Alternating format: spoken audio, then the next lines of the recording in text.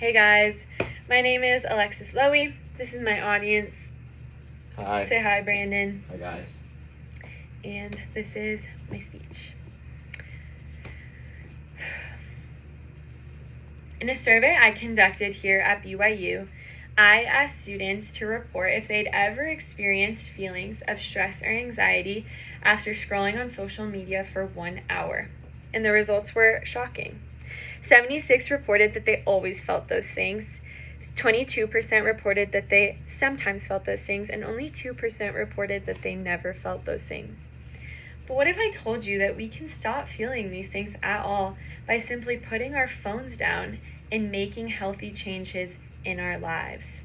Social media can be a helpful tool, but nowadays it is harming young adults, and it's time to put down the phone and set some boundaries with social media.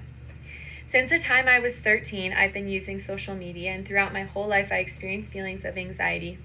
Since my mission, I worked to set healthy habits with social media, and I have noticed the healthy changes and happy changes that it has made in my life. Today, I would like to talk about how less time on social media can increase the mental well-being of young adults and can also increase productivity and focus. First, let's talk about how less screen time can impact a young adult's well-being.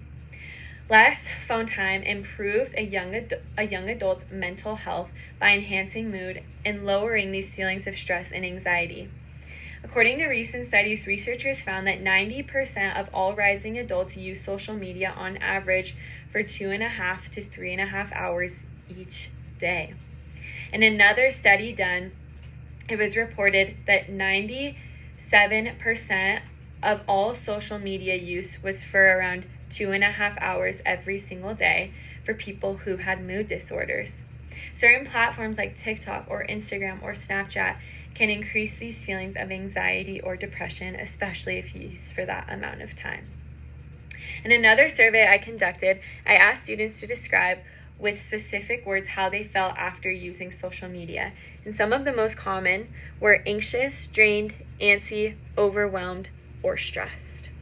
Imagine a day where instead of scrolling, you decide to put down your phone and do exercise or spend quality time with friends and family or study and focus completely on what you're doing.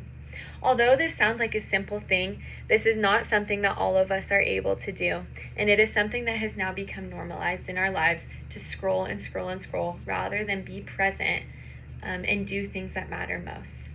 In another study done in Iceland in 2015, kids were asked to use their phones for only 3 hours a day, and at the end of the study, they reported less feelings of anxiety and depression.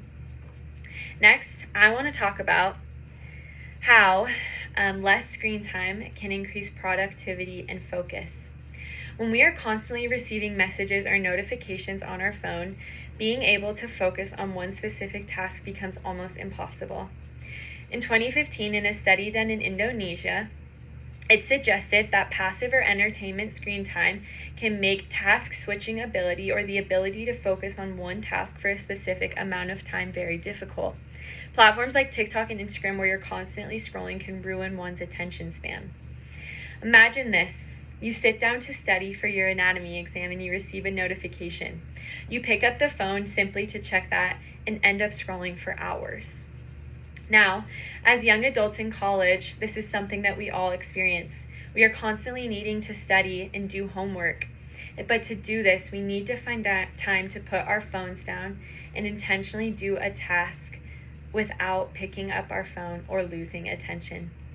Being able to focus is not just something that we should all want to do, but it is something that we need to do and is something that is vital for our well-being. Our quality of life can improve as we make the decision to put the phone down and focus on the things that we need to do. I want to invite all BYU students to cut down the amount of time that they are using on social media each day. And as you do this, you will feel better mentally and be able to focus more in classes and on your homework, and you will feel an improved quality of life. And to all parents and adults, I want to invite you all to set healthy habits for your kids who are learning how to use social media. This can be a very difficult change to make, and breaking this habit can feel almost impossible.